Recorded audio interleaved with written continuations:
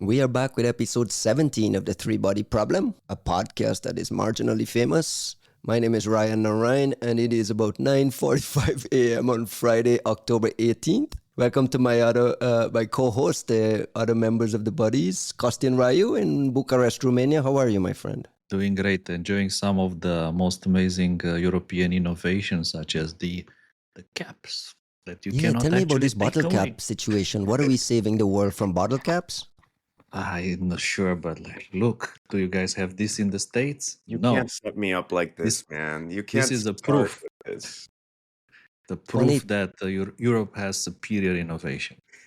For the people who are just listening, Costin is showing us a bottle with a cap that flips off and they can't get rid of, and he can't drink his water because it's scratching his nose. Yeah, Juanito, how's your nose, my friend? Not amazing. I'm getting over a very mild cold, like old school, basic ass cold. So just living the Dayquil and Kleenex life right now, and trying my best to keep up with you guys and the European innovations here. I think Costin is going to have to take the lead on this podcast. I spent the last week on the road between New York and LA. I was out in LA for LA Tech Week. So I'm a little behind on my absolute knowledge of the big stories this week. But we can get started immediately on ESET Israel. News out of, I saw making the rounds on Twitter, ESET Israel apparently compromised and sending malicious emails to their customers with links to wiper downloads. And apparently there's a political angle. Costin, what do we know so far? This is something that broke this morning. I think it's been going on for some time, but I only hit the news this morning because Kevin Beaumont wrote a blog. So a lot of people started seeing the news and started looking into the samples, just like myself. But what happened here is on October the 8th, 10 days ago, it appears that ESET's Israeli partner, as you probably know, with some smaller companies, sometimes that company Israel or that company Romania isn't necessarily that company, but it's a partner managing the business. It's like the channel business, right? Yeah, it's like the channel, exactly. So it seems that the Israeli ESET, they got somehow compromised, and somebody started sending emails to customers with an attachment, with that attachment being this custom wiper with a kind of political message inside. Hey, he said, wait for the leak, doing business with occupiers, puts you in scope. And what's interesting here is that they have this date embedded into the sample, which is October 7th, 2023, 6:29 a.m., which points to the murderous invasion of Israel by Hamas, by the Hamas terrorist organization 1 year ago. And they are using this string as an encryption key, as a very kind of clear message in there. And by looking for samples with the same date inside, by the way, I found a bunch of others, which they were all being sent apparently around the anniversary of terrorist attack against Israel.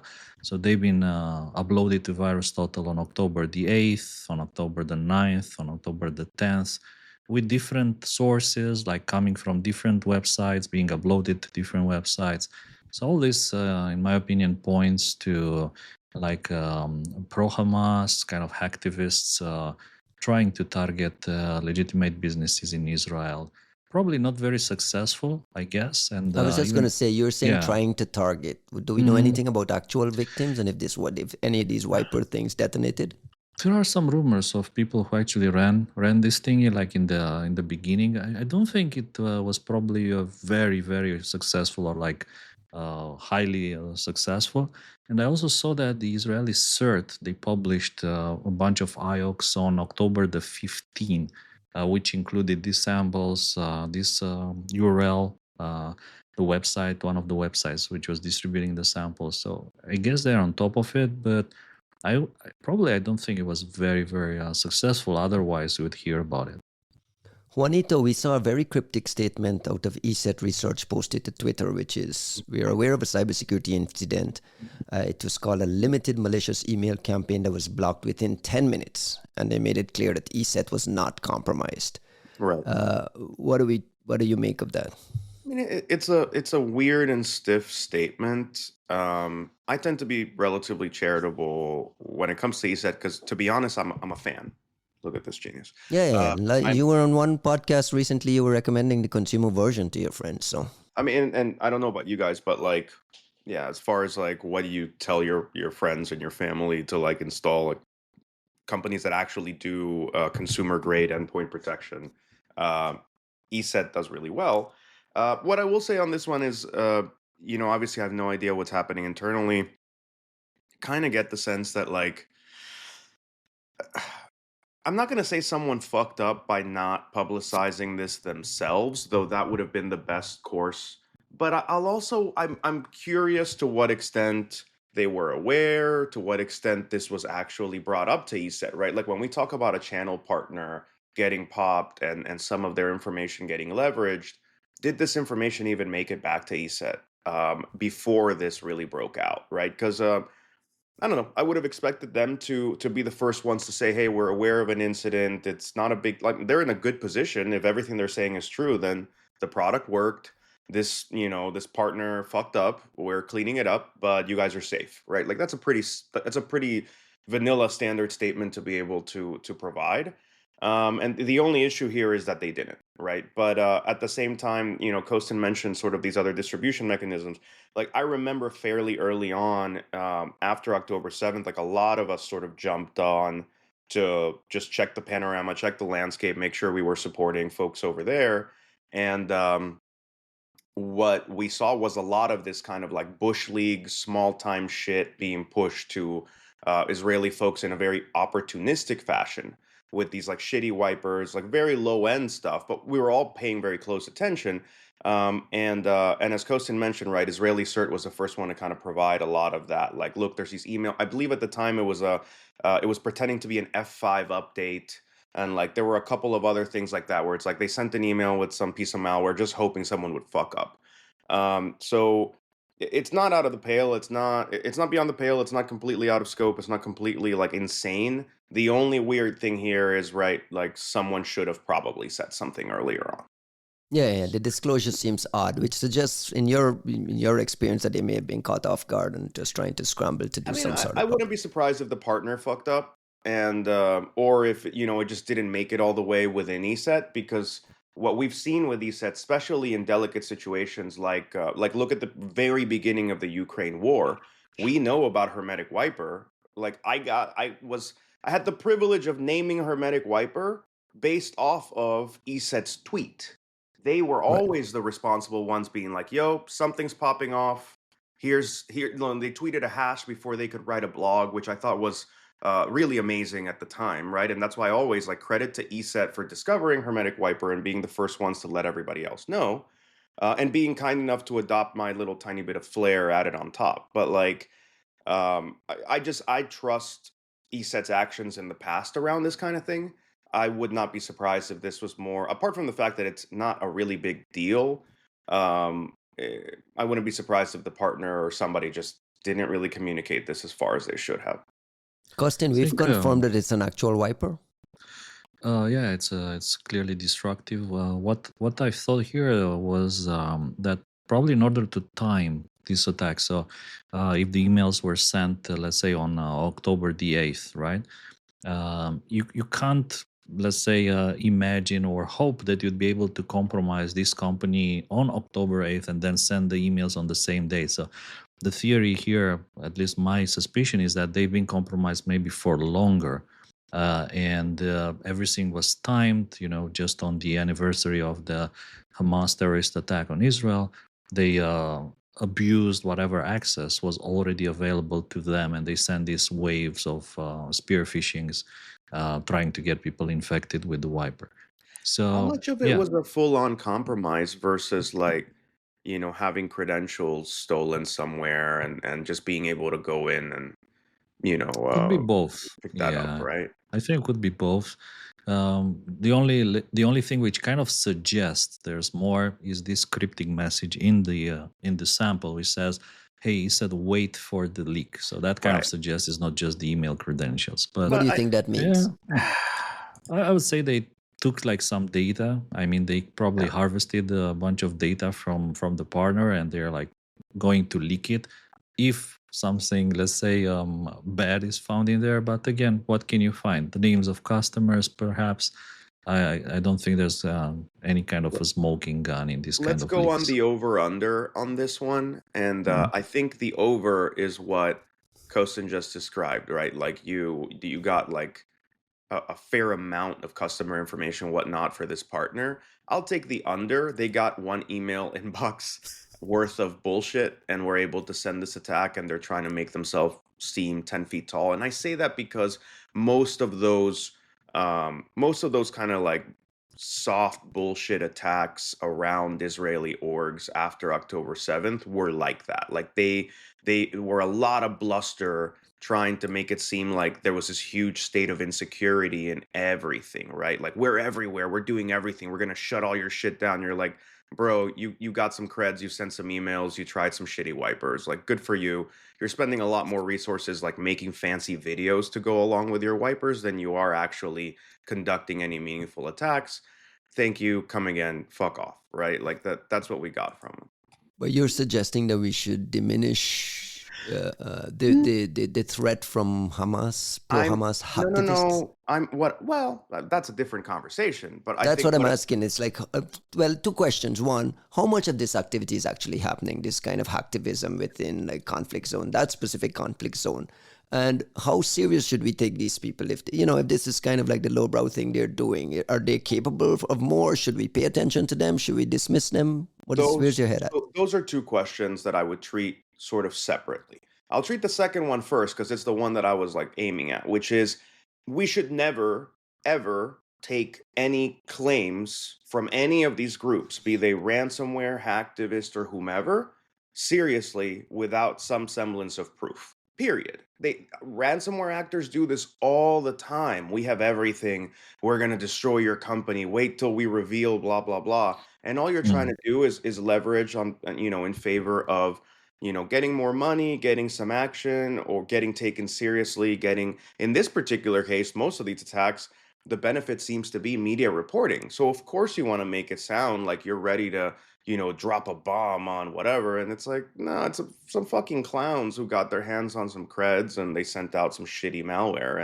And I promise you, I'm more disappointed than anybody else because I want the malware to be interesting. But there's that part. The hacktivism side of the house, I think, is a much more it's a much more interesting question, a much more complex sort of discussion to have.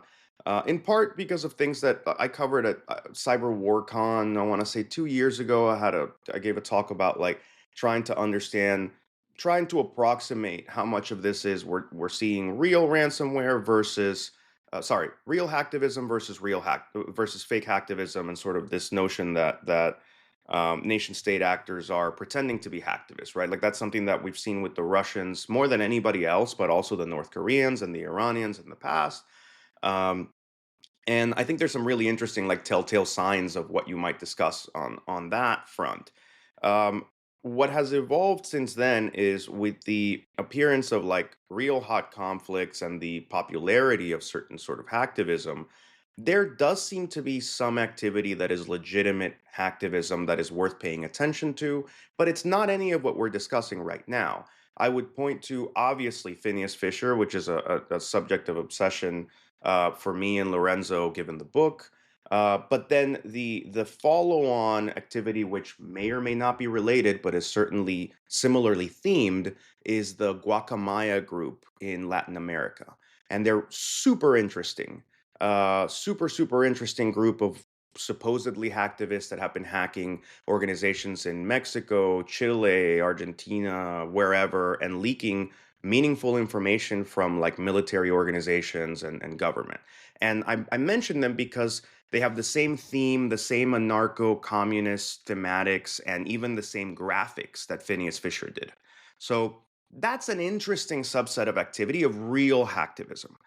You can also see some low end, supposedly real hacktivism probably happening in the States right now. Like, I don't know if you saw this, what to me is so far an unsubstantiated but interesting claim of like video billboards being hacked in Chicago and stuff, showing like, fuck Israel and like death to Israel. Apparently, not an anti Semitic statement, and so on.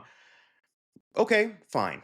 Then the other side of this is groups like Predatory Sparrow in Iran making it seem like they're under the cover of hacktivism. Groups like Killnet, which has clearly like had some coordination with the Russians, with the GRU, probably not entirely run by them, but somehow coordinated, involved there. So there's a lot of this sort of blended activity. And what I will sort of button off on the Hamas side of hacktivism is none of it has been that impressive. All of it has pretended to be bigger than it is. We understand the political statements. Cool, whatever. Doesn't have to be impressive though. I mean, if you get hit with a wiper and it puts you out of business, you know what I'm saying? But we haven't Hmm. even If you, seen that, right? And I well, think in the that's the let's point. assume in this case, someone fell for a pretty strong, clever ruse and clicked on Yeah. that thing and a wiper detonated. Right? I mean, that's a serious thing because it doesn't. We always tell it's not. It doesn't have to be this massive, sophisticated thing either. I think it depends on what the goal is. And in hacktivism, the goal isn't to disable that one company, it's to garner attention for your cause. Fair. So what we need to be measuring is how much attention we're giving this thing. It's the same as that Thomas Rid op-ed about active measures, right? Like the measure, measure of success of the campaign was not the campaign, nor was it the interaction with the immediate campaign. It was mostly the panic coverage that comes afterwards. And that very much applies to this kind of hacktivism, especially this brand of very lowbrow hacktivism, where you're just like, you're not actually seeing a grand coup. There's no great, like, even if you leak information, you go, that's inconvenient from a PII perspective, but you didn't leak a grand conspiracy. You didn't leak information about the illegitimacy of ESET's operations within whatever. You just leaked a bunch of people's PII, which is the same shit that Iran's been doing to Israel in some form of capacity for like 10 years now. And it's annoying and it's shitty, but okay, right? Like it's just the impact will come if we all lose our minds and start running around about the great hacking capabilities of Hamas and friends, which is bullshit. Costin, why did you encourage me to lead with this story if we're just amplifying bullshit? Listen, I think it's really important to focus on the technical details. Like to me, this is what matters. Sharing technical details. Just imagine if people out of Israel shared a sample of this on October the 8th. Then people started building Yara rules, taking down the domain. From a threat intelligence point of view, looking into potentially connections with perhaps Iran. Maybe it's not really cyber Hamas, if you want here, but it's could be one of their allies like Iran. It's more What I likely think to be Iran. it's yeah, and it's a bit ironic in my opinion that ESET is a target of this, because if you remember, like a couple of years ago, Lab Duktegan was an alleged Iranian activist group. They were attacking ESET for actually working with the Iranian government, in the sense that they were selling in Iran. And then I think they were quite upset that ESET published a report on Deprimon, which is what we used to call the depressed Lambert. So that kind of interesting, objections, like getting upset that ESET published about a certain threat and then attacking them through hacktivists, trying to, cause problems for them. I think that it's part of the same game. Depends who is playing it, on which side this kind of game is being played. Here, I would say that, yeah, probably this is something that has an Iranian signature on it.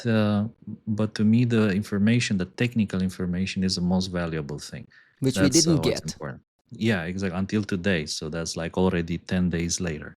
How do we put a bow on this story? Is it something we will be talking about next week, or this is just a blip on one of those blip things? This is a blip, but I think that there's other related stories you could smoothly transition into.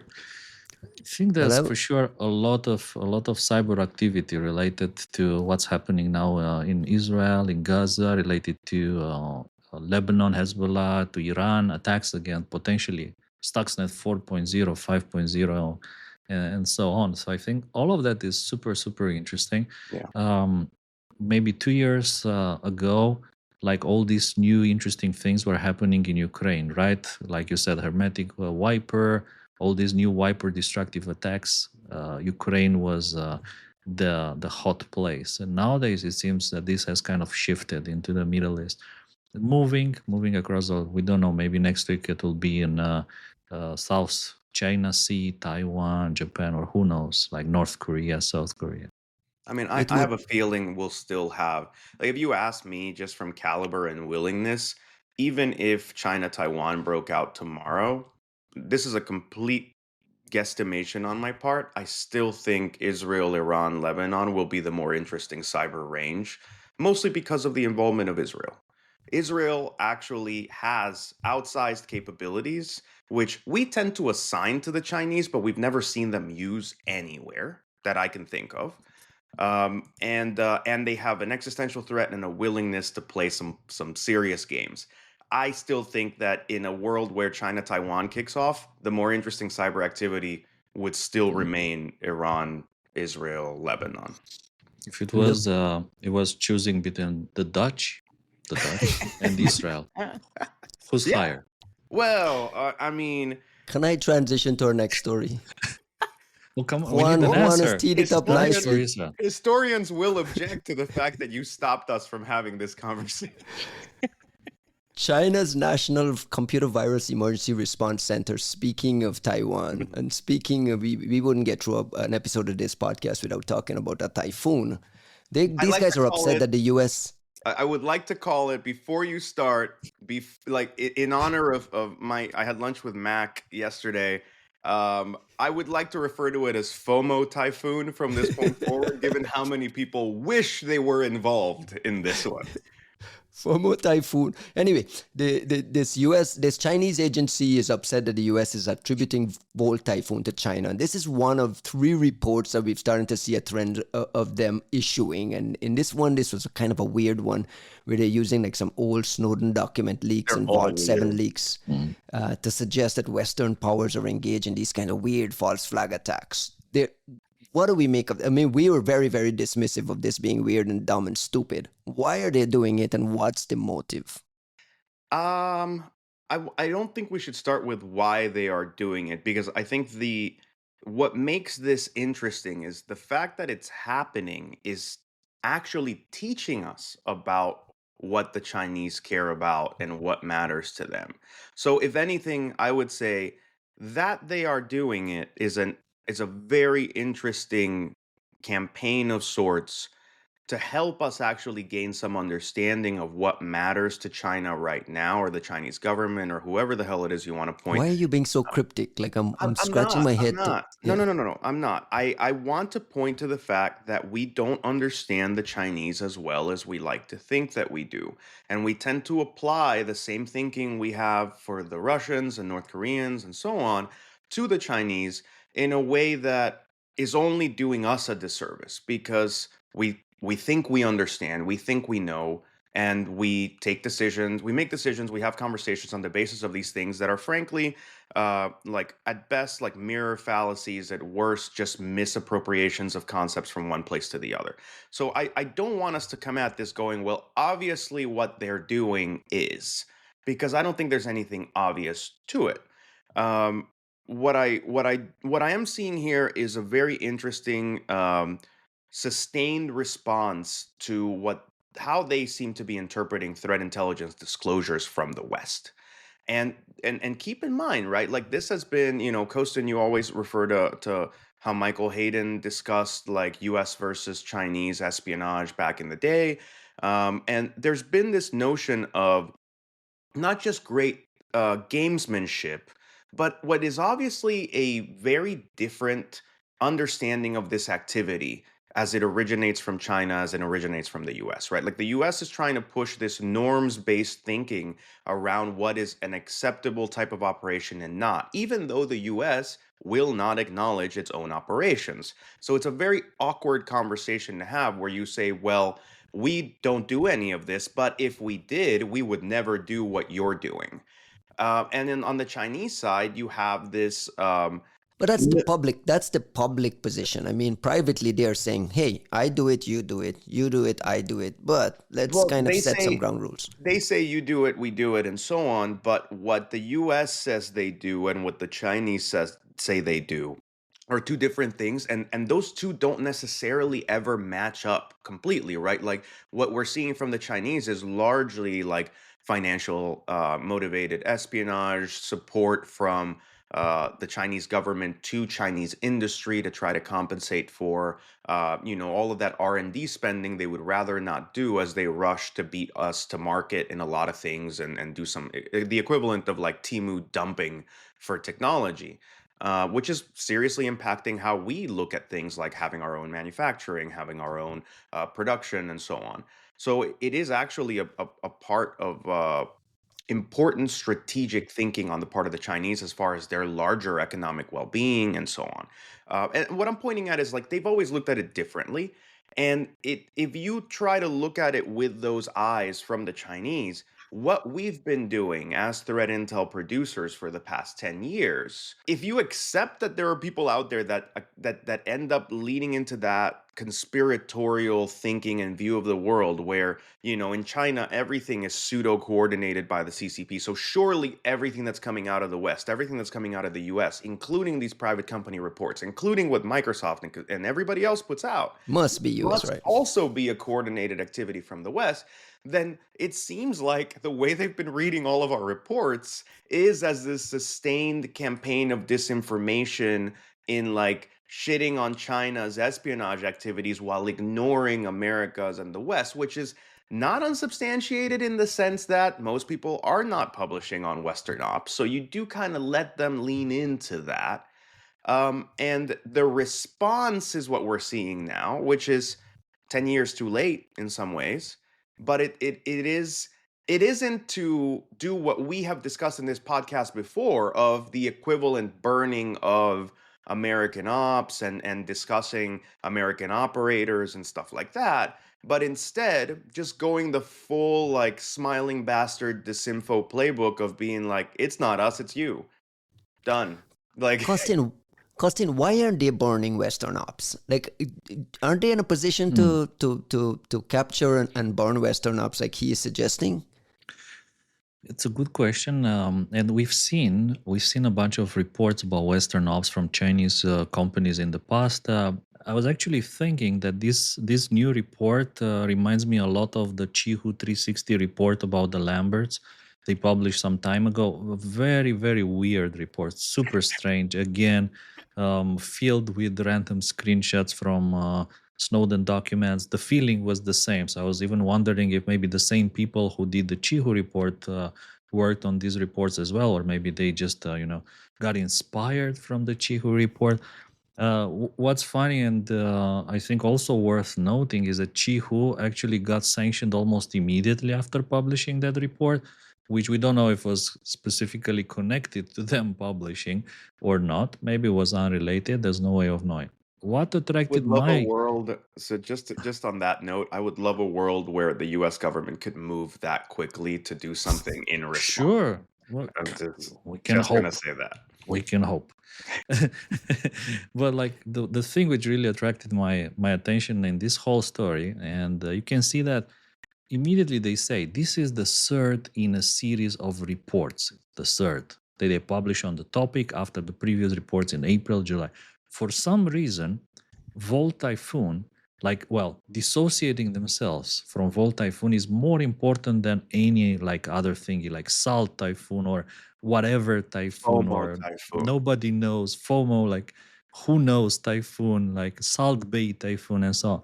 Like this one is a way more important for them. I can't say Why? why. Yeah, I can't say why, but for some reason, Volt Typhoon attribution hurts a lot more than all the others.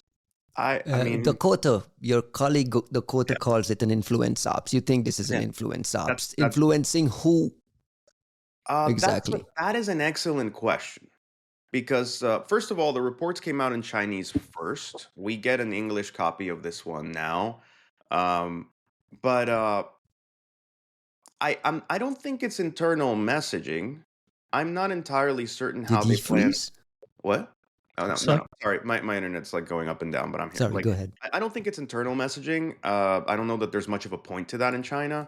But what I would point out is that these are not the only uh, types of this activity that we've seen, which I think is important when you have that discussion of who is this for, right? Like if you remember, there was that bizarre Twitter campaign of like comments trying to like push that. I might be getting the exact number wrong, but that APT-40 or APT-41 was not a Chinese op, that it was a US op. And they even like commented under like Rob Joyce's tweets and some of my tweets. Like it was clearly like a very poorly done, Coordinated. really stupidly done disinfo campaign. But think about what we're discussing, right? You're automating English comments to go out to a Twitter audience about this totally niche bullshit about what is happening in cyber. And that should tell you more or less to your conspiracy, Ryan, thinking about the Chinese and sort of the COSIN, as you mentioned, like who is there a common author in this report and whatnot? I don't know that there's a common author, but I do think there's a common directive. And what you're seeing is different ways that different organizations are contributing to this common directive of saying, in some way we need to muddy the water around this bullshit that it's us. I mean, keep in mind how Volt Typhoon enters the public consciousness and why that one might be more important than others. The fact that it was positioned as this is wartime pre-positioning, and that's what made Finding it in Guam, and like right. it really had the Taiwan connection. Microsoft was very upfront about that in the And very, very first public report we heard.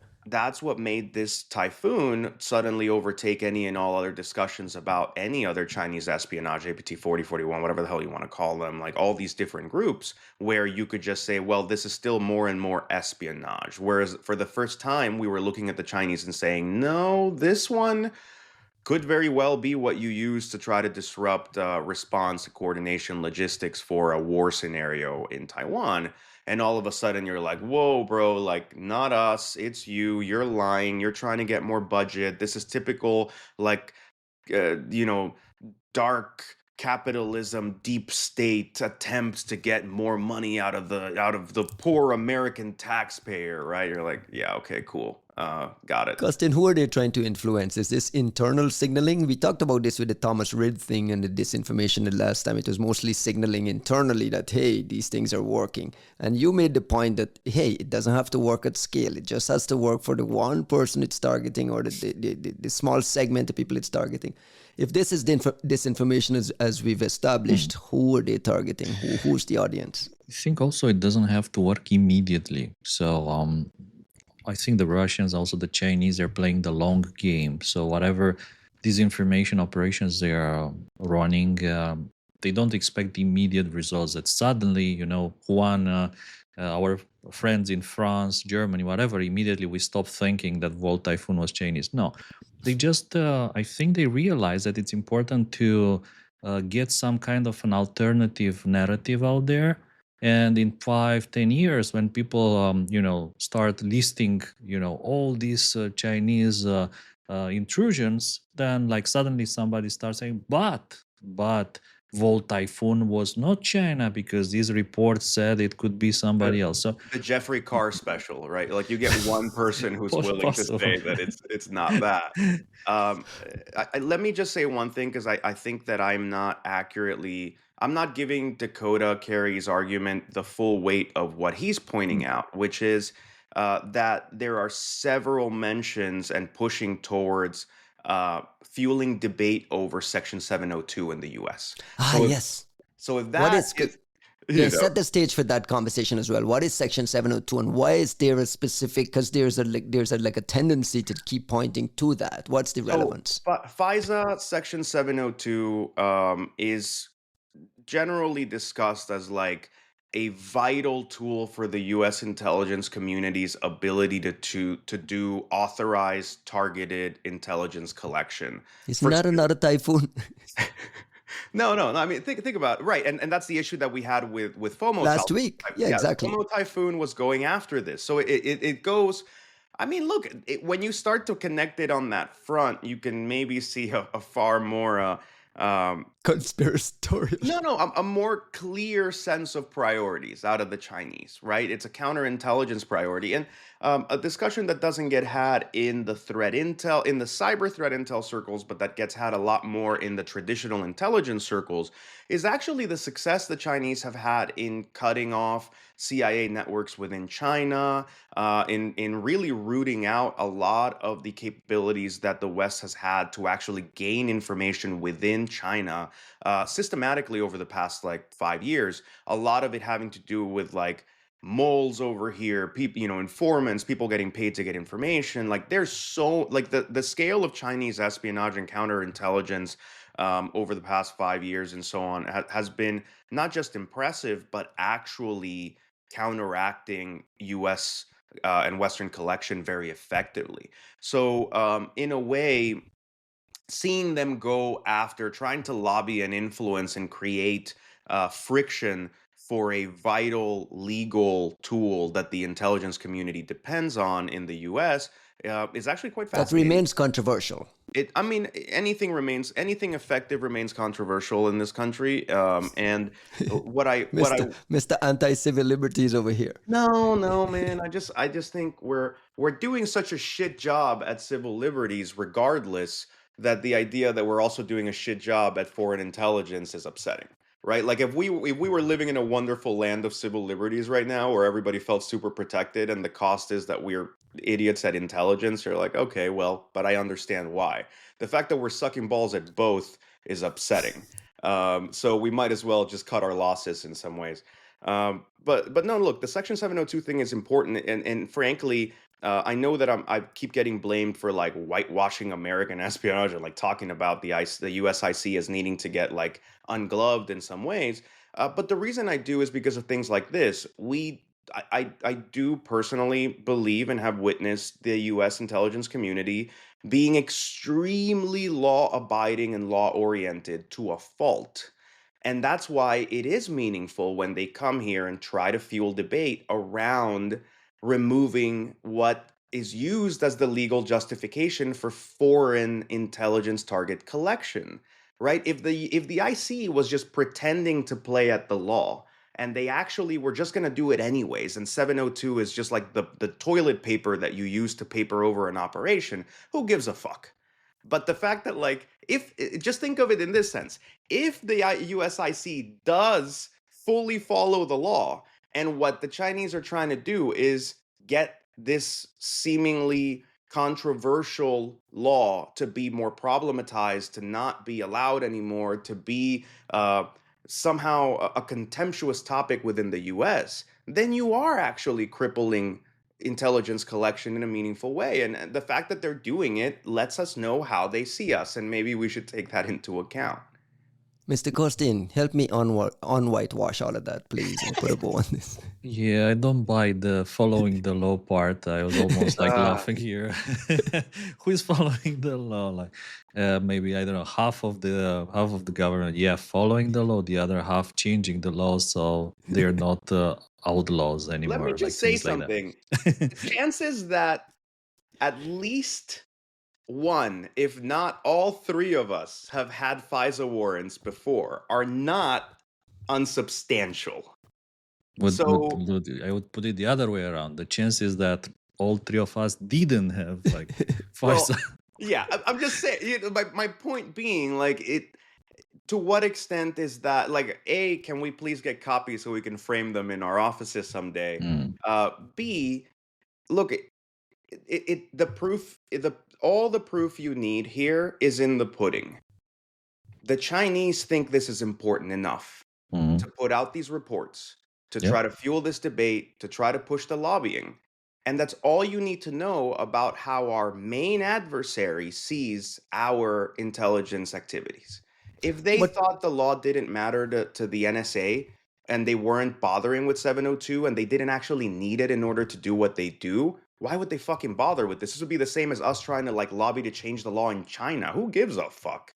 Right? They're going to do whatever the hell they want. I got a couple of small Chinese items I want to get to quickly. Chinese researchers claim to have hacked military encryption using quantum computers. Except I saw Rob Joyce make a note and kind of do a little bit of description that it's accepted it's not that. What is it, Costin? What did they do, and is it relevant? Do we need to pay attention to this? Yeah, I got this story. I think it was a couple of days ago, and like typically when you see this kind of news titles that whatever, right, researchers, doesn't matter, like not necessarily Chinese, but any kind of researchers have hacked military encryption. You know that is probably some kind of bullshit. But in particular, if you Exaggeration, right? first Exaggeration. thing you start reading the articles. I think China Post was the first one to write the story about it, and immediately they say that, well, it's not really military encryption, but it's these algorithms, GIF64 rectangle present, that are actually designed for really low power IoT kind of devices. So they're like not very intensive and not necessarily like the most secure military grade algorithms in the world. So that's, I think, the first red flag here. The second strange thing to me it was that they claim to have used this Canadian made quantum computer from the company called D-Wave. And I think they're one of the leading companies in this field. And they use the D-Wave Advantage computer, which seems strange for me for the Chinese researchers to be using this Canadian quantum computer. Because I know that in the past, I mean, China has been leading the way in this field. They claimed the quantum supremacy a couple of times, I guess.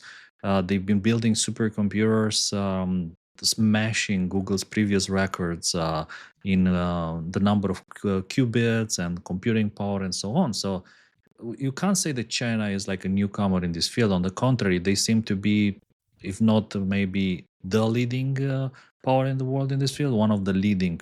And then to go back and start claiming that they're hacking this really kind of not very sophisticated crypto algorithms, and then they claim they've broken a 50-bit RSA key. I mean, when I was back at my previous job, we cracked 128-bit RSA key. Then we had cracked 256 at 384-bit RSA key, and we didn't do that with quantum computers. We did it on Which like is why 10 it's years not old worth a hardware. fucking headline. If you had Correct. quantum that shit up, that would Correct. then. So So should we move on immediately, to the next story? no, immediately what I thought, this has to be some kind of deception. It's the same thing because I mean, they're way better. And what do you do when you're the leader? You try to make the others think that you're You're still stupid. using the Canadian D-Wave computers to crack 50-bit RSA keys. That's, I think, one More possibility. disinformation. More disinformation from And the you're telling me conspiracy that costume. Yeah. okay, more disinformation that we're amplifying. Just quickly again, sticking in China, there's a story out We of are de-amplifying it, man, because we just say like, yeah, 50-bit RSA. Bullshit. My watch can crack 50-bit RSA. there's a Chinese industry group that's asking the Beijing government to perform a security audit of Intel products. This is Intel, the chip maker here in the United States. The claim is that Intel chips contain an NSA backdoor that allows the US agency to disable security features and access sensitive information. Cyberspace Administration of China has the power to take up the complaint. The agency previously banned Micron from selling chips to Chinese critical infrastructure operators after one of these security audits. We are in the midst of a chip war. By the way, credit to Catalin for summarizing all of that. All that stuff I just read was Catalin's work. I wanted to give him a shout out as well. We're in the midst of a chip war. This is part of that. This is just a lot of posturing. What do you make of the claim that there's an NSA backdoor in Intel chips?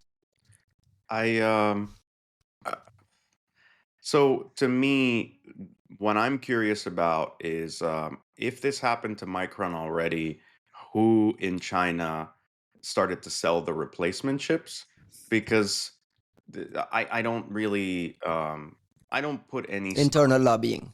Yeah, I think it's internal lobbying and just entirely about like who's getting to sell, and it's not about being jaded as much as I mean the notion that look, if there is an operation to backdoor Intel chips that serve China, I promise you there's some bullshit equities process in which it would have to be only the Intel chips that remain in China.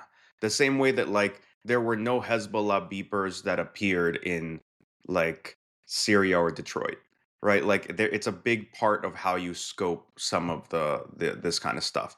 Um, so to me, moreover, like where are these Intel chips even being manufactured, right? Like it's from a security standpoint, there is less keeping the NSA from backdooring the manufacturing process of a Chinese company that produces chips that are only going to a Chinese audience than there is keeping the NSA from backdooring Intel, an American company's chips that may end up in China. So I'm all fucking for it. Go knock yourselves out, guys. Intel's dying anyways. They're about to get bought by fucking Qualcomm. Who cares, right? Like, go for it. Don't say that about my old employer. Stop it. Costin, what do you make of this story? I was actually trying to find this recent story about backdoors in some American chips, which I can't. Unfortunately, it escapes me. But Is that the hopefully, one with the rice grain on the top? no, like not a fake story like the Bloomberg. Not a fake story. Yeah, not like that. But this time, like a real story that was quite interesting.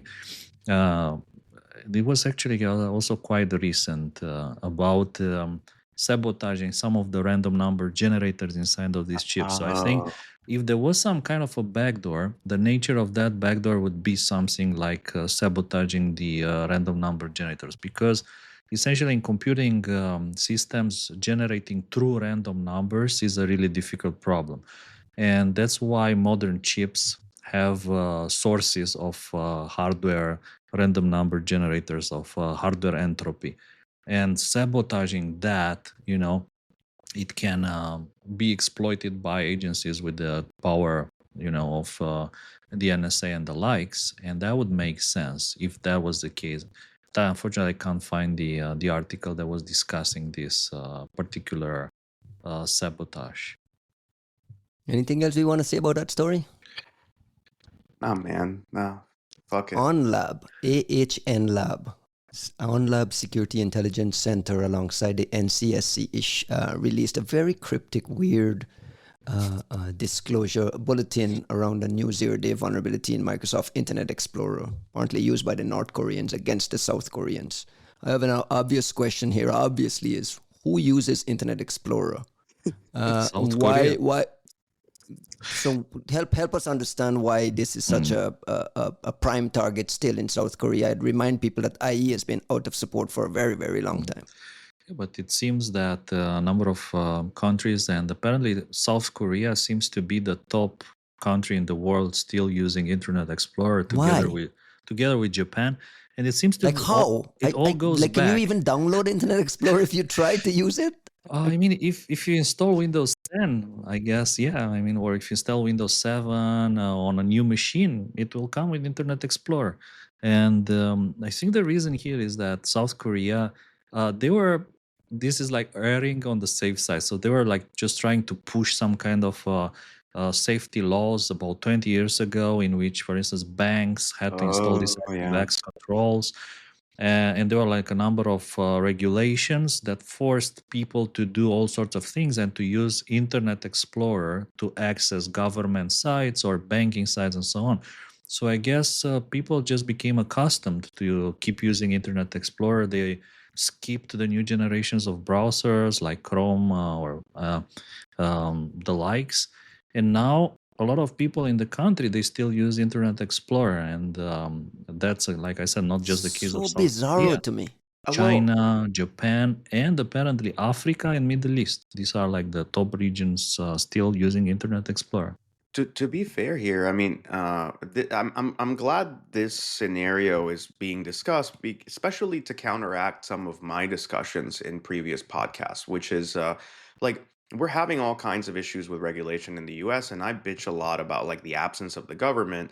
But the other side of this, and it's where I would want to channel, Katie Masuris if I were anywhere near as capable and smart as she is. Um, as far as like regulation and policy goes, most of the time that lawmakers sit down to make any kind of regulation about technology and particularly about the internet, you're more likely to cause more fucking problems than you're solving. And this is a very interesting scenario where you go, look, the import of this 1990s regulation in South Korea was to ensure that there was like strong authentication and like digital authentication systems for online banking and government and public services, which is, I mean, that sounds like a great thing to do. That sounds like what you would hope would get implemented as a developing nation embraces technology for critical functions like government stuff and banking. The problem is you regulate it that way, it gets implemented in ActiveX, and the next thing you know, 20 years later, you're the only motherfuckers that still use Internet Explorer, right? Like it's the heart of it was in the right place. The long tail The long tail of it, legacy debt is just yeah, complicates things. Costin, it's not easy. Listen, I actually I used to work for a company where Internet Explorer was the only supported browser for a very long time. So we have a long switch to Chrome, me and my colleagues, and internal sites were simply not working in Chrome, not working in Firefox, or they just looked terrible, or buttons didn't work. And the only, essentially, the only message was that Internet Explorer is the only supported browser in our company. The thing, isn't Um, there a the thing- Microsoft Edge for IE that like helps fix this? And isn't this something that Microsoft should be addressing for like those long tail government people, but where here- you give them It was- some sort of bridge technology where ActiveX works, but it's still on some kind of edge? You're- I don't know. think there- Are you saying Microsoft should be figuring out how to support these legacy systems in their current implementation? If you ask Like, me, Microsoft should just automatically transform IE into Edge, like just like that. Like the way some antivirus product was replaced with Ultra IV overnight, Microsoft should replace IE Ultra with Edge. IE. That's Ultra it. IE Game is what you're over. discussing. No, in all Uh, seriousness, Microsoft should actually remove IE as the virus it is, as the piece of Absolutely. malware that it actually is. But But look at what happens, right? Like the discussion we're having right now, it's all difficult decisions, right? Like and this is why I want to hold us accountable, right? Like we are 180ing right now to say the same way that like 10 episodes ago we were bitching about them not turning off macros by default because of legacy support and like this niche case that is more important to them than security. Now we're saying, well, but why aren't you prioritizing security at the expense of an entire developed country's ability to function in banking and government? And the truth is that there, if you ask me, there's only one decision here, which is what Kosin just said, which is like you just nuke it. You just make it not work. And everyone else is going to have to adapt. But it means you're going to piss off a lot of people. You're going to piss off a bunch of companies and governments and users who are going to be like, what the fuck? We need to be able to check the South Korean Social Security Administration's website, blah, blah, blah. And frankly, that would happen here in the US as well. Systems like MLX and like real estate stuff and a lot of like booking an appointment at the DMV and whatever still rely on ActiveX and Internet Explorer. The only way you fix that is to make it not work at all, but it's going to be really unpleasant for 6 months to a year where all these people suddenly have to figure it out. Because the other version of this is what's when the you start- motivation to do that, though? The motivation is to stop some organization from being hacked. There is no motivation. Well, but I think that's the point, right? How much is security actually a priority? When you start making bullshit claims about how like 34,000 engineers have been shifted within Microsoft to make security the 6 ultimate deputy CISOs, bro. priority. When you start making bullshit claims like that, but you're unwilling to make difficult decisions like this, that doesn't make any So you difference. think this falls under the purview of this SFI and this Security First initiative? It's Yeah. something we should be calling on David Weston to address, right? Well, no. Don't call David Weston on Why this. not? Because you need Let's to call call him. Satya. No, because you need to call Satya on this Let's one. call him now. Let's call Dave. Ring Dave. Gets to the pod. No. The reason I'm saying that is like this is the kind of thing Dave can decide, but Satya and the whole board would have to get on board with of saying we're about to piss off a bunch of people. We're about to change people's perception of Microsoft as a forever legacy supporter. Security first. Yeah. Look, I'm not saying they shouldn't do it. I'm just saying that they would have to be all in, right? Like they'd have to be ready to say Microsoft has made a decision to embrace security beyond any of your bullshit. Sorry, South Korean pensioners and everybody else. Get you on a new computer. Here's Edge for free, blah blah blah. And like we're gonna help people with a framework that converts ActiveX, blah blah, That's all into I'm new asking for. content. It's like we have self-driving cars. Why can't you build some technology that makes that shit work? Because the friction here is that if they go the route we were briefly mentioning of Edge now has an ActiveX legacy support component, You've set the precedent for supporting, yeah. you're lowering the security of Edge. You're not improving the security of everybody else that was using Internet Explorer. Kostya, now that we've established why people use IE, tell me what happened here. So I think what happened is probably not as important, but let's say as thinking about the problem in general. And I was just, it came to my mind that I used to travel to the States visiting you guys, and whenever I wanted to pay with my card, you were using the Stripe. Like you never use the chip. The And chip and we pin, in yeah. Europe, we use the chip everywhere, and everyone knows the Stripe is not secure. And every time I was asking, it was like, no, well, we don't have chips. Yeah, that's like modern technology. And then I was traveling to Israel, and I noticed the same problem, that they were using the Stripe. And I was like, it's impossible. I mean, Israel is one of the most advanced countries in the world with like the highest number of technology startups after the US. Why do you still use the chips? And so because of all the American tourists that are coming here, and we need to be compliant with their credit cards because they're like a top source of income for us. But I was thinking, like, is this, never-ending cycle? And in 10 years from now, all the sites, Microsoft will retire Edge. They will invent something, something new called, I don't know, the Surface. It's not Edge, it's a Surface. And like everyone else will move to the Surface, and only some websites in South Korea, Israel, and United States will require Edge to work, and it'll be the same problem all over.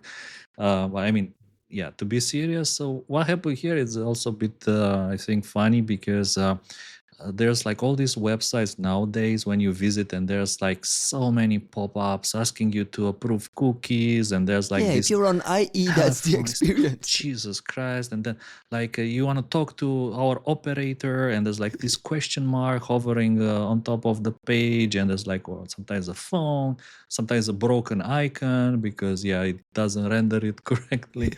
And what happened here was exactly that. APT-37, also known as Carcraft, and I wanted to say something meteorological phenomena, but I will not, because I'm not sure which one it is, but I'm sure you guys know. So please tell us in the comments.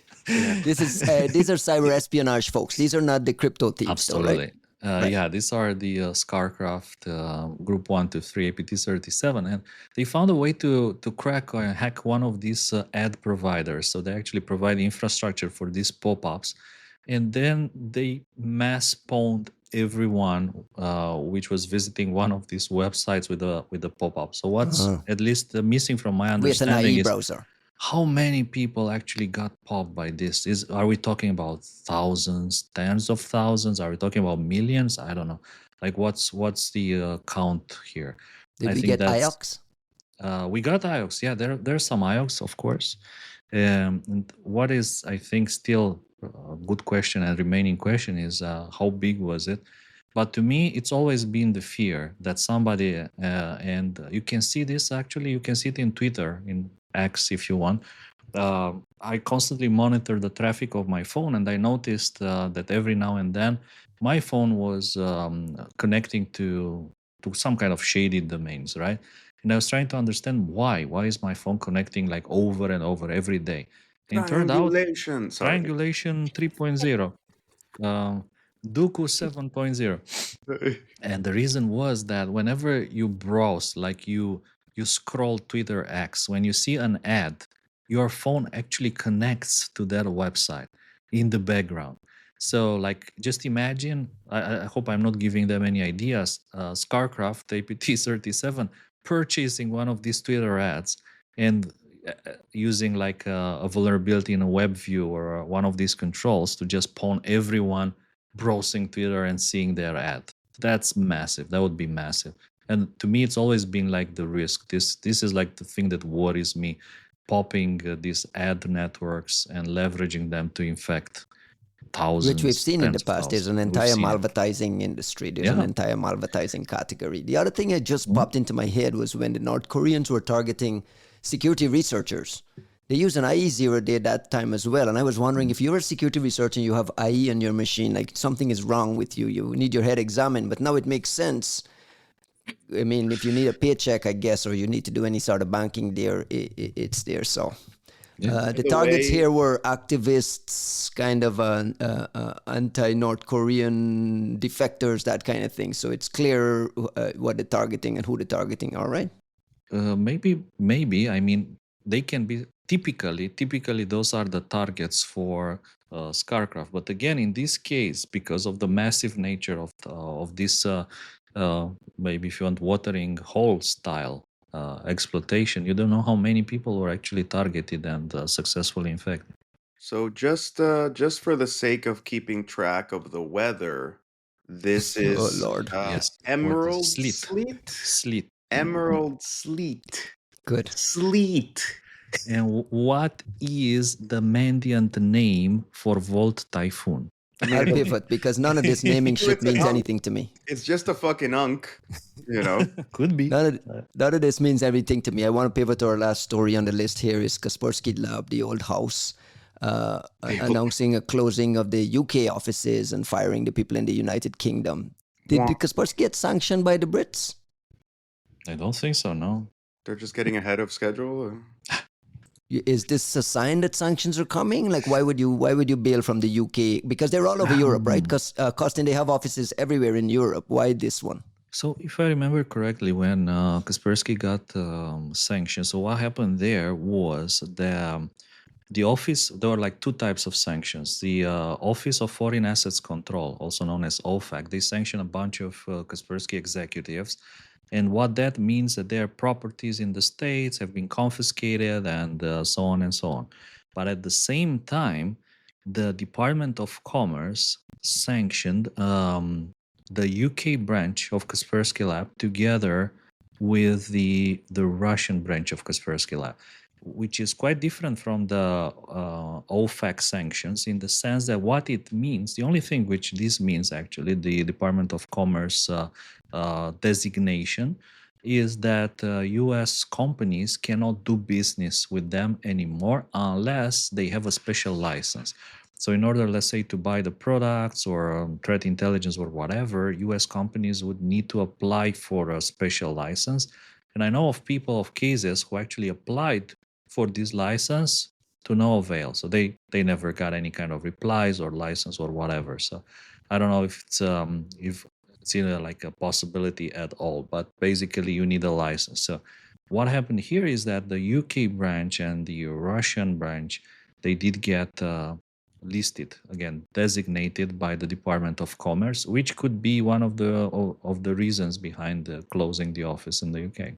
But the entire company hasn't been sanctioned officially. Neither the CEO, has not been sanctioned by the Office of Foreign Assets Control, OFAC, and the company itself did not get sanctioned again by the Office of Foreign Assets Control. They only got sanctioned designated by the Department of Commerce. And you think that's the reason only the UK is responding here? I think so, yeah. And that's why there are no other closures in other European offices. Or are you expecting more closures to come? Well, guys, like I will say this: they may not be closures yet, but the part of this that you need to look at when it comes to sanctions is the financial viability of the business, right? Like when you have an international business, a lot of offices may not generate any or nearly enough revenue, and you have this sort of like swishing of financial capability that goes from one country to another. To what extent are these offices self-sustaining or even worth the investment of foreign capital for a company that is already sanctioned in some places and getting steadily sanctioned? Like, is it even worth taking money out of Russia or out of the stands to try to pay for a fucking European office that doesn't necessarily make you all that much money? Like, there's some difficult decisions to make that are not dependent on being sanctioned in a particular country. What do you think happens to the UK users? They get this ultra India stepfather thingy? It's a legitimate question, and to me, this is like super worrying. I tell you that I know people, like friends of mine, who are still using Kaspersky. In terms of malware detection, one of the best products in the world, right? Family members using Kaspersky. What does it mean? Like, will they be switched to Ultra AV? I think it's a legitimate question. If I knew that they will get switched to Ultra AV in the near future, I would immediately put them on something else. Because I mean, I'm again not familiar with Ultra AV very much. I mean, we've been looking into it for some time.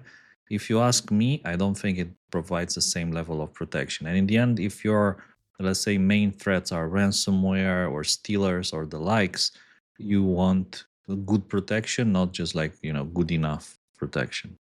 Staying on the same topic, Microsoft used to have Kaspersky in their MAPP program, Microsoft Active Protections program, which gave you kind of early advance warning about prior to Patch Tuesday, some limited exploitation.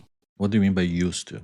Because they've been removed from the page. I noticed Kaspersky has been removed as a member of the MAPP. Oh, wow. Microsoft has not made any sort of announcement or confirmation. I remember Positive Technologies being removed from that page as well. So it seems like it's a natural extension to what we're talking about. It's sanctions related. How significant is that? It might be sanctions related, but I would point out that at the time of proxy logon, like the vulnerability taken advantage of by Hafnium that was presumably somehow stolen after Orange Psi had reported it to Microsoft, a lot of eyes were put on MAPP to say, was that the vector through which this set of really meaningful ODAs makes its way to the Chinese and gets used for Hafnium?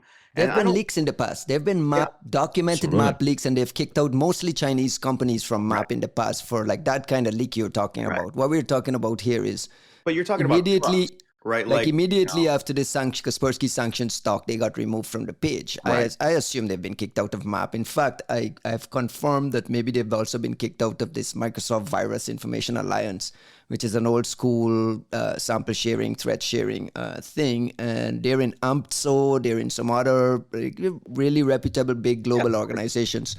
Kostin, what does it mean with them getting kicked out of MAPP? Does that diminish the quality of their products? It's a good question because, I mean, in the past, Kaspersky reported a lot of 0 days to MAPP, a lot of them. So there were cases that I was top personally 100, involved man. in. I was in top 100 also, like back in the days for reporting a lot of 0 days to Microsoft. And I think that, probably the loss is the other way around more than it is for Kaspersky. I mean, yes, we were getting some interesting information from time to time from MAPP. The biggest problem for me with the MAPP data was that it was quite difficult to turn those into detection. So it required a lot of effort. And even like that, let's say you do create a detection for some vulnerability information being shared through MAPP, it doesn't let you hunt, back in the data that you have. So you can't hunt back for it. So to me, I think, yes, of course, it is very painful to be removed from MAPP. I mean, the reasons to get removed from MAPP were, one, if let's say the company is not trustworthy, and I don't think there's been any kind of reasons to believe that is the case here. Two, if they're leaking data, and I don't think Kaspersky ever leaked any data. And three, as we have seen it with Qihoo and Positive Technologies, you get removed from MAPP when you get sanctions. So I think that these are the repercussions of the sanctioning, of the designation by the Department of Commerce that is now starting to hit. And I would assume that it's just, it's a lawyer thing. For U.S. companies, they just can't deal with Kaspersky anymore because of the designation from the Department of Commerce. And this could probably expand. Wait. Let me ask this question quickly, Juan. Kaspersky doesn't need to be in MAPP to report 0 days to Microsoft, though. I mean, there's a channel for reporting 0 days. Do you think this dries up the flow of 0 days from Microsoft, like these things that from Kaspersky to Microsoft? Yes. I mean, like in the sense that I think the logic driving stuff at KL right now is very much a like, well, fuck you then kind of mentality, like the same way that we saw with Ultra AV. And I say that not on a random basis, but rather like look at how insulted they felt because of Apple being unwilling to acknowledge them or pay them for the triangulation stuff. And that seems to have been something that, like, talking to friends over there, they were like really upset about. And I understand sort of, but I think it also requires a kind of like Moscow driven delusional thinking that keeps you from embracing the context of where you are and what reality you're living in. You can be a great person these days, and like we have friends there. They're people that I really care about, that I think are brilliant, that I have not changed my mind about at all. You have Fabio and Marco and all these great folks, and like Minev, and everybody's still there, and like love them to death still. Um, Nothing has changed. However, I would hope that there's an embrace of the reality of the situation that you're in, the same way that, like, back in our days, back in my era over there, we used to talk every day about this is what's happening with USG. This is how people feel about us. This is what they will think if we publish this thing. This is what they will think if we do this, that, and the other. Who do we pre notify? Who do we have conversations with for this to be a responsible thing to do? That required like a very realistic sense to say that you're steering the ship in the right direction. Otherwise, like, how do you responsibly look at people who don't live in Russia, who work in Great, and say, oh, don't worry, we're making sure you're going to be okay, versus, oh, yeah, we're just going to keep riding this one out. And if we have to kick you out tomorrow because this country decided that they don't want to play with us anymore, then so be it. Good luck, right? Yeah, but the point I'm getting at is, does this dry up the flow of ODA reporting from Kaspersky to Microsoft? And if it does, where do those ODAs go? Like, how does isolating Kaspersky, are we spiting our face by cutting off our nose? It depends entirely of what you believe of this company. And I say that because the mission was always to protect users, which meant protecting everybody, which is why you reported the 0 days so they get fixed for everyone, not just for your customers. That was always a discussion. And you can say, damn, Microsoft are a bunch of assholes and they're mistreating us. Okay, sure. But is your mission still to protect all users or to only protect users who are nice to you? And Kostin, you have a thought on this? Because I feel like if you isolate me and tell me to fuck off, I feel like I'd be justified in saying, okay, no ODA for you. I'll go sell it on some market here or sell it on some market here. What do you expect the implications of this be, Kostin? I think it would be interesting to see if they could sell it on markets like ZDI, for instance, which in the end they do report it to the vendors, or there's like a number of other companies at the moment that purchase, they buy vulnerabilities, they buy exploits. Are they allowed, or they use them for a while? Yeah, that's the question. So I guess it depends a lot on which jurisdiction these companies are on, like how they operate. If you ask me, because you might not be even capable of paying them for a bug because of sanctions. I mean, how do you pay them? True. That's where the inefficiency of the licensing program matters, right? Like, I've heard from people who are trying to continue to do business with certain parts of KL that they've gotten not a lot of help when it comes to requesting these licenses. But so if you had a really, if you have smart, tuned in people who are trying to keep the good aspects of collaboration with KL alive, then I would expect them to try to issue a license that allows someone like CDI to be a tunnel, assuming everyone involved even wants to play that game. But I don't know, Kosin, I don't know if you've heard otherwise, but like, I don't know that those licenses are being provided the way that you would hope. I mean, fundamentally, if you ask me, I always say build bridges, not walls. I think that's better for everyone. But I can understand why things can turn sour. And I think that in this particular situation, we are talking about 2024 October, it has to do a lot with lawyers and what lawyers are saying. And if lawyers are saying that you can't deal with that company, you can't you can't have any kind of business dealerships, everyone will do what the lawyers say. It's that simple, I think. Well, let me throw in some breaking news here, because I've been able to confirm a rumor that Kaspersky's also been cut off from downloading samples from VirusTotal. They've been blocked from VirusTotal. Bro, you're like the gossip Where do you girl get of this, those? like this fucking Bridgertoning your way through all these fucking disclosures. What does that mean, Kostin? Oh, I need a moment just to absorb the information, because it's devastating if you ask me. This I man's mean, coming out here with who? these surprises over Well, here. like even Juan's cat, he just jumped away, Yeah, ran I mean, away. he's out. He's not dealing with It this felt shit. the stress, it felt the impact. But In all I, seriousness, I understand they had been limited before, Mhm. and once the sanctions came out, they were cut off from downloading samples from VirusTotal. That's one. What I also notice this morning, the Kaspersky engine is still in VirusTotal. Help the audience understand what does that mean. Let's assume my reporting is accurate. They've been cut off. What does that mean? Well, if your reporting is accurate, and I mean, I don't see why it shouldn't be.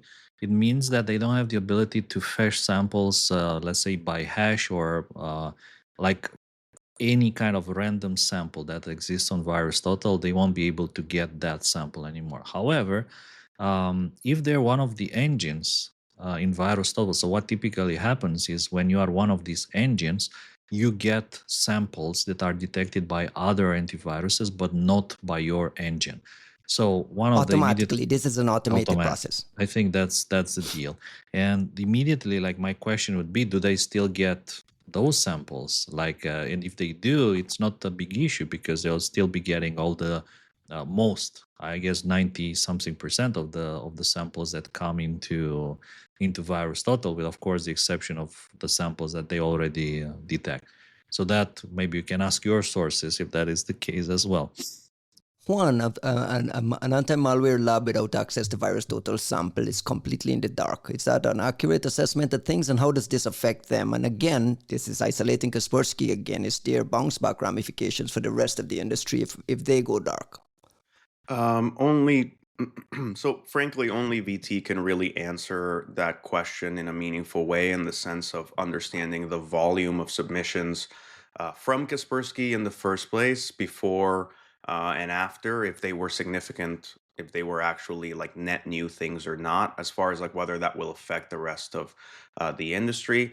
On the part of being a virus lab without this access, I mean, I'm not saying you die without it, but you're definitely playing in hard mode and just hoping that your own coverage does it. And there's ways around it, right? Like, you It's know, not only samples though. It's all kinds of other telemetry and the sure. ability to Correct. go hunting and the Look, I've Correct. told you, I don't ever want to live a life without access to VirusTotal. Like, that is a genuine thing that keeps yeah, but me you up. spent the last episode killing the. No, Just no. kidding. I spent Kosin and I spent the last episode talking about how much we love VT. We love And- VT, I of am course. kidding. I Yeah, am come on. kidding. No, but All I'm my dead- friends at VT, we love you. I'm dead fucking serious. I love VT. We love VT. If there's ever anything to be said about VT, is only in the spirit of improving VT, because we love VT and depend on it. And I would never want to do my job. I definitely wouldn't want S1 to have to or labs to have to do its job with this handicap of just like everyone Mhm. else in the industry has access to this feed and these tools, and we don't. And we're somehow supposed to play at the same level. Like, this is a game where information asymmetry is baked into the structure of the game itself. You don't need to make it harder for people along the way, which is why I think it's always been admirable that VT has this community building deal of, give us your engine, we'll give you the samples. Like they do make a way for this to work. And the last episode, we were arguing about ways to improve that and further motivate it and get more information into the pod, not less. So I hope that it isn't a significant loss from VT if they stop getting KL stuff. At the same time, if it isn't, then you also have this question of like, well, how much of a healthy contributor are they? Are we? Is anybody else? Right? So there's complexities to it that only VT is in a position to be able to answer. Kostin, shouldn't VT be neutral here though? Um, Or do you think this is well, lawyers keep in coming down mind and saying, again, the VT. sanctions, lawyers, the same thing Juan is saying? Because I feel like VT should be a neutral observer and have all the engines in there just because of the greater benefit it brings. I think throughout the time, there's no other company which has been trying to be as neutral as VT, and Yeah. they've been fighting real hard in this direction. Without getting into the details again, I think and by the way, one thing attracted my attention when you said that first they were limited and then they were cut. This is what Tell you me what said. that means. Tell me what that So means. What's the limited version? Limited would mean that not all the samples can be downloaded. Typically, it means that you can still download the executables that have, let's say, one malware detection, or non-executable files that have more than 5 detections. So that could indicate limitations, right? Being cut, it means you can't download anything. It doesn't matter how many detections there are. But this limitation kind of suggests that, again, someone is trying to be compliant, someone is trying to following the lawyers to limit the risks, because essentially this is what we are talking about, the risks. The risk that, uh, breaching sanctions or contributing to, I don't know, some kind of potentially Russian government connected vulnerability, because this is exact language that the US government had in their sanctions paper. They said that the Department of Commerce is sanctioning Kaspersky UK and Russia for their support and cooperation with the military and with the government. So this is probably what you're trying to do, limit the risks again.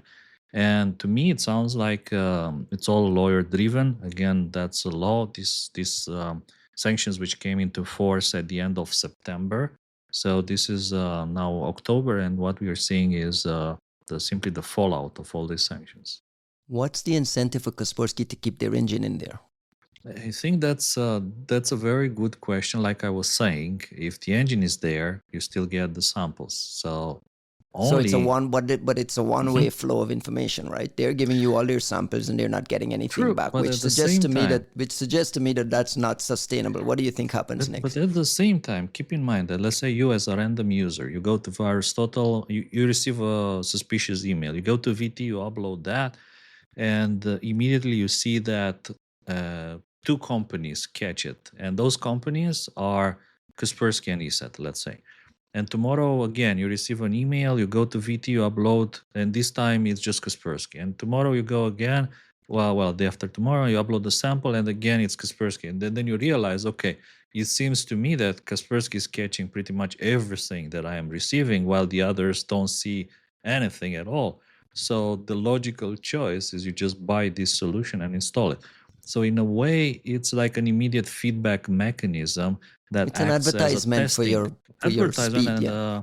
a live testing on the quality of different antivirus products.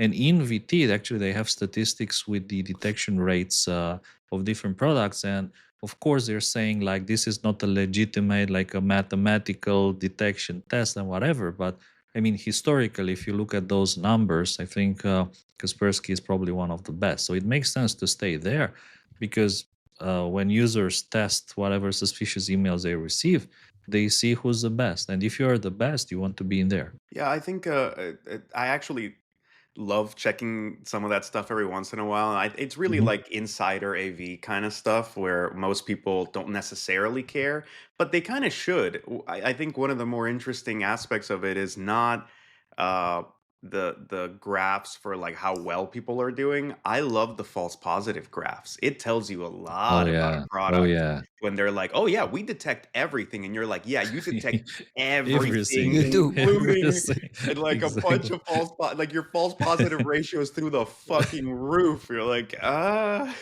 Correct. man. Nice product. Is Absolutely. is uh, is there anything left any water left to squeeze out of the VT Kaspersky isolation story? No, man. Like let them do their thing. I mean, Kosin, you know, let me know if I'm wrong, but like the thing is, it's not about picking on Kaspersky. I would have liked to have these conversations around a company like Positive Technologies early on, where you didn't necessarily have a great deal of contributions from them in any positive way. And then removing them was more of like, okay, well, I guess we're setting precedent. We have set precedent with PT in some ways that was like much clearer. They got sanctioned right off the bat. Like it was all about like these dudes are bad dudes, and there's nothing about it that like we have to argue. Whereas with KL, like we are having this conversation um, with a great deal more nuance, precisely because Kaspersky has been such a great positive contributor for so many years, whether we were there or not. Whether it's on the research space, the APT discovery space, and also just the detection space, like they always did a great fucking job. And the Why amount are of you stuff, speaking of it in the past tense, though? Because I mean, well, because that's not what I see. I don't know, man. Like all the stuff I see from KL coming out these days is like cool research, but it's politicized in like weird ways. It's a ton of like Ukrainian stuff and a ton of, and all this commentary and all this like pseudo conspiratorial like bullshit double think crap about like it's not the North Koreans, it's NATO, and you're like, bro, you really like jump through you 17 might, yeah, Seaberg but you might be appropriate. picking one or two little things there. In fairness, I want to double back on one other thing. There's a Virus Information Alliance, a VIA, a Microsoft initiative as well, that I heard they're being removed from. What is that, Kostin? I Also, remember that used to be the old school when EDR didn't exist and it was all AV. Was that actually sharing samples as well? And what is it still active? Is that even relevant? so the also known as VIA, Microsoft Virus Information Alliance, not to be confused with the VIA, the company. This was, I think, started like decades ago in order to facilitate the sharing of samples and telemetry, if I remember correctly. So it was not just samples, but things like what are the most popular malware families this month, what are the users seeing the most. And to be honest, that was like a super useful information because you could actually make sure that your product detects what are the most popular things out there. And if everyone is sharing what their users are seeing, then we have a good global view. So to me, that was super valuable, as well as, of course, the malware samples. Now, This alliance is still active? it was still active the last time I checked, which was about 1 year and a half ago, I think.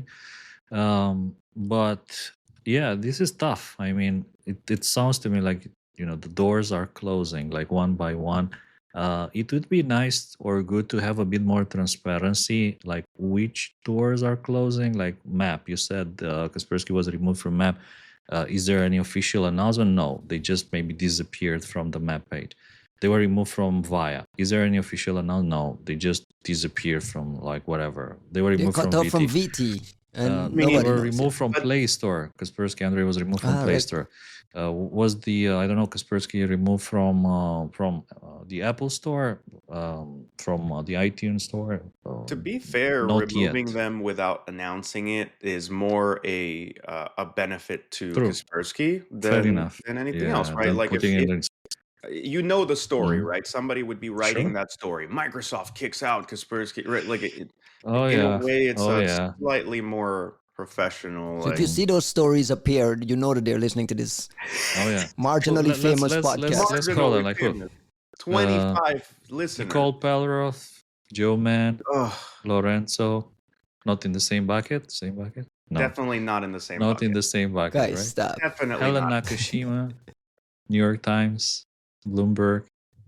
Quickly, I got a If last you're thing I want to listening, get to. it's like this is your Trump moment. If you're listening, no, dude, like This is my Trump moment. Trump moment. No. I look. I don't even want. It's not that we want the stories to be written. I think it's fine on the terms that it's being done. If you want to have a conversation about journalism ethics and watch Ryan squirm because if anybody says anything bad about No Nicole Roth, complaints. like No complaints. people I'm just saying, like, come who out with typically pitchforks. writes those I kind am of telling stories? you guys that this isolation of Kaspersky is not good for the rest of the ecosystem. I don't think it's good for the ecosystem. I don't think it's good for Kaspersky, but I also know. I understand why. Well, no, dude, like we had these fucking conversations in 2014 and 2015 with Kaspersky leadership, with everybody else. All of this shit is the result of bad fucking choices where they chose inactivity. They chose to think it's not that big a fucking deal. It's not a problem. They minimized everything that was going on. They didn't think it was that big of an issue. Let's keep partying. Let's keep drinking. We'll all have a great fucking time. Don't worry about We're it. going to Bali. Cool, man. Like, it's fine, but this has nothing to do with any of our friends at Great or anything. This goes directly to the leadership in Moscow and how not seriously they took this problem in 2014. And it's 10 years later, and you can't cry about the circumstances that ensue. I'm not crying. I'm just saying it's not good for the rest of us. Kostin, when I go to securelist.com, which is Kaspersky's threat portal that they publish their reports, I see 1, 2, 3, Is it 4, safe to 5. visit it? Dave Vitale says it is not Is safe. it safe? Dave Vitale has told us he put Odes in. No, I'm kidding. That went They're too cranking out a lot of new APT reports, but it's all, like Juan said, focused on APTs hitting Russian organizations, hitting Russian government institutions, and so on. I look at the list. There's an Awaken, Licto, East Wind, Cloud Sorcerer, 12 Group Unified Kill Chain, and this prior reporting on some others as well. As much as we are being very critical of them for only focusing on threats hitting Russia, mostly coming from Ukraine, this is also very, very important stuff, right? I mean, it's important to have a company at least documenting threats from that part of the ecosystem, if you want to call it that. Yes, I think, well, if I was, let's say, looking just purely from the outside and trying to understand what's happening there, I would say there is probably some kind of pressure to talk more about these threats. I wouldn't maybe go as far as saying doing your part, but I would say more like, most of our users care about this. Like, this is the top issues for our users. And if, let's say, most of the users are in these regions, which are constantly being targeted by Awaken Licho, or Licho, also known as Core Werewolf, and the others, I would say, yeah, that makes sense, of course. But at the same time, I noticed that some of these are only getting published in Russian. So you can find them on the RU website, securelist.ru, but you not can't the find them on .com. the .com, which again, it's a strange choice. I was wondering, like, is it because they don't want people to notice, like, non-Russian people to notice that they're actually looking into these things? Or is it because they think they're not interesting? Because, like you were saying, of course it's interesting. Everything is, any kind of new analysis, technical details, they're all interesting to read and to understand how deep the knowledge is about these threats, how they're being discovered, by what methods, how they're being taken apart. And as a like whole, the whole of a knowledge is, in my opinion, and as you said, also very valuable. Are they always coming with IOCs, and how do you rate the quality of what these reports? It's quite interesting. There's like some of them are, in my opinion, pretty good, and others less. For instance, if you take some of them and you put them in there's a bunch of websites that allow you to see if something has been generated using AI, right? So my daughter taught me how to use a number of these websites that she uses to check her own homeworks, because teachers check their homeworks for LLM, for ChatGPT. So there's a bunch of websites. Some of them are good, some are not so good. But essentially, if you take one of these good websites and you put some of these reports, you see that, for instance, the summary, it's AI. So they took the report, they fed it into ChatGPT and asked ChatGPT, can you please write like an introduction for that? And you see it's AI generated. While others, they're like, they're You done can tell the that they're hard manually way. generated. Yeah, someone worked hard to write. So it's like a big difference between different reports coming from different divisions.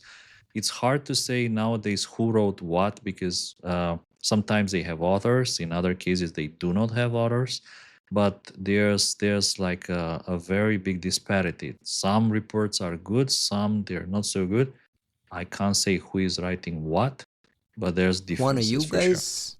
Are you guys at Sentinel-1 in your lab paying attention to what Kaspersky is doing around threats hitting Russian targets? Of course. I mean, you know my stance on all of this. Like, it would be idiotic to cut your eyes out and not look at some of these threats. And look, let's put it a different way. We're all meant to serve as the observers of the threat landscape. The threat landscape is not the friendly threat landscape or the unfriendly threat landscape. It's just the fucking threat landscape. And at the end, only those guys can do these reports. because they're the only people that have access to the data. They're on the boxes. Like, I mean, if Yeah. we're going to get a report out of what kind of activity is coming there, you're not going to get it from anywhere else. Mandiant can't prepare these reports. Well, I mean, in some cases, I imagine they can and they don't, but Therein lies another problem, right? right, and that's what the Chinese are latching onto. But I think you take all that information regardless for a variety of reasons, right? Like we know for a fact that these sort of tools uh, are easily co-opted in some cases by other threat actors. Things spread. What if they're using a 0-day? Look, man, like I think a lot of us support sort of this Ukrainian efforts. What if the Ukrainians have a bad vulnerability equities process? They get their hands on a O-Day that's way too fucking powerful, and they don't report it to anybody, and then they use it in Russia. The Russians pick it up, right? Like there's a lot of ways in which we're meant to be keeping an eye on everything and make sure that we're defending people. Period. And that was the whole point of this thing: is you do your best to defend the ecosystems. You do your best to make secure existing in the digital world a possibility for as many people as possible, and you defang the capabilities of as many of the threat actors as you can, and then the ones that you're sympathetic to, you hope that they stay good enough that they can continue to do their operations. But it's not our fucking job to help them. It's our job to hinder them, and that's precisely what we should be doing regardless of who the threat actor is. Kostin is the man who was responsible for making these decisions not too long ago. I'll give you the last word. What do you make of just wrap up this whole conversation around isolation, visibility, importance of this? We need there's a lot of equities at play here. Wrap it up for us. We're at an hour and 30 minutes. The audience is probably gone. All 25 of them. I would say there's a lot of things happening around the world, and the geopolitics are playing an increased role into what security companies are reporting on, what they're not reporting on, which is something that we have seen for a couple of years already. One of the things that I would immediately say is that back in the days, I think that we used to be the company reporting essentially on more Russian threats than anyone else, with the exception of ESET. So at some point, Kaspersky was exposing and publishing blogs about Russian threats more often than anyone else. The way I see it now, that's changed like 180 degrees, and now they're reporting on They're bringing more the averages back up. Ukrainian threats than anyone else. So it's like the complete opposite of that. What it tells us also, I think, is reflected in the behavior of other companies or organizations, like the Chinese report on Volt Typhoon, right? I think recently we've seen some reports coming out of China about Taiwanese APTs. Obviously, we're seeing like a lot of reports about Russian, Chinese, Iranian threats. So the NSA also published an interesting report we didn't have time to cover about Iranian threat actors using brute force since 2023, which to me sounded like very strange. I mean, surely they've been using brute force for more than 1 year. I mean, they've been using brute force for decades, but I think it's an unfortunate choice of words in that abstract. Maybe LLMs. But like, to wrap everything up, research is very, very polarized. And you can turn that around and understand the company's focuses and orientation based on the kind of research that they publish. And with that, my friends, that's a wrap on episode 17 of the Three Body Problem podcast, the marginally famous Three Body Problem podcast. Thanks a lot, guys. We'll catch up next week. Ciao. Stay safe.